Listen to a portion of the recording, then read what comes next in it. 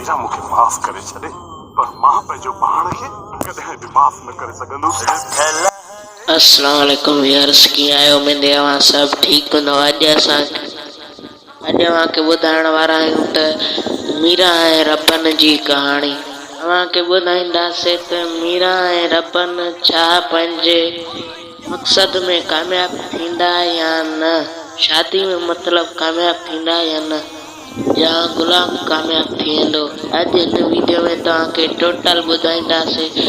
सब खां पहिरियां असांजी नंढड़ी गुज़ारिश आहे त अञा ताईं बि असांजे चैनल खे सब्सक्राइब न कयो त सब्सक्राइब कंदा ऐं लाइक कंदा ऐं कमेंट कंदा ऐं शेयर कंदा व्हाट्सएप ते। तव्हां दोस्तनि जी वॾी वॾी महिरबानी थींदी।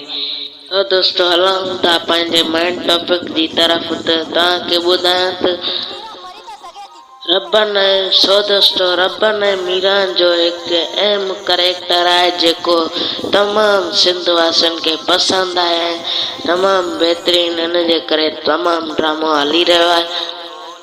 तव्हांखे ॿुधाईंदो हलां त ज़ाहिर ज़िंदगी ड्रामे में छा रबन ऐं मीरा जी शादी थींदी।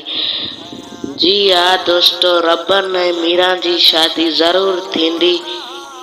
तव्हां अॻिते ॾिसंदा त रबन ऐं मीरा जी शादी ज़रूरु थींदी ऐं रबन मीरा खे 64 एपिसोड में चवंदो आहे त भले मौली खे वठी अचनि निकाह पढ़ाइण जे लाइ।